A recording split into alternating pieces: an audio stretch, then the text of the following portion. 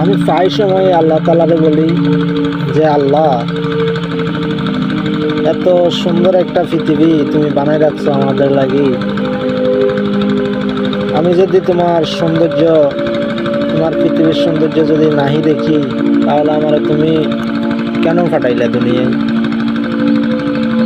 আমারে তুমি তোমার পুরো পৃথিবীটারে এক নজর দেখার সুযোগ করে দিও।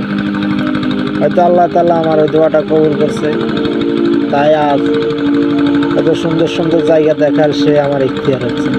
আমি জিন্দগিতে কখনোই ভাবিও নাই যে আমি নোয়াখালীর একজন পোলা হইয়া বাংলাদেশের বিভিন্ন জায়গায় ঘুরবো,